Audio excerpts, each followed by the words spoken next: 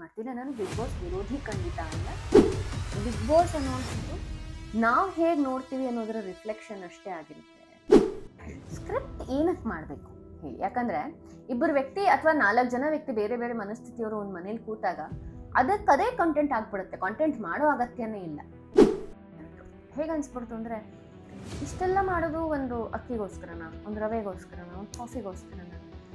ಮಾನವೀಯತೆನ ಬಿಟ್ಟು ಕದ್ರೂ ಪರವಾಗಿಲ್ಲ, ಹೊಡೆದ್ರೂ ಪರವಾಗಿಲ್ಲ, ಕಿತ್ಕೊಂಡ್ರೂ ಪರವಾಗಿಲ್ಲ, ಇನ್ನೊಬ್ಬರನ್ನ ಅಳಿಸಿದ್ರೂ ಪರವಾಗಿಲ್ಲ, ನಾನು ಕೊನೆವರೆಗೂ ಹೋಗಬೇಕು ರೇಸಲ್ಲಿ, ನನಗೆ ಇವತ್ತು ಲಕ್ಸುರಿ ಪಾಯಿಂಟ್ಸ್ ಸಿಗಬೇಕು.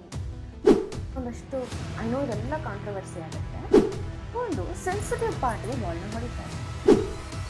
ಹಿಂದಿನ ಕಾಲದಲ್ಲಿ ಆದಿಮಾನವರಿದ್ದ ಹಾಗೆ ಸರ್ವೈವಲ್ ಆಫ್ ದ ಫಿಟೆಸ್ಟ್ ಈ ರೀತಿ ಬದುಕಬೇಕಾ ನನಗೆ ಅಂತ ಅನಿಸ್ತಾ.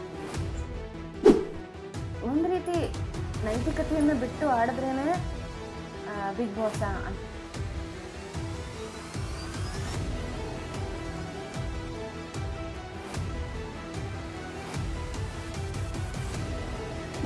ಆಧ್ಯಾತ್ಮದ ಬಗ್ಗೆ ತುಂಬಾ ಆಸಕ್ತಿ ಇದೆ ಕಾವ್ಯ ಅವರಿಗೆ.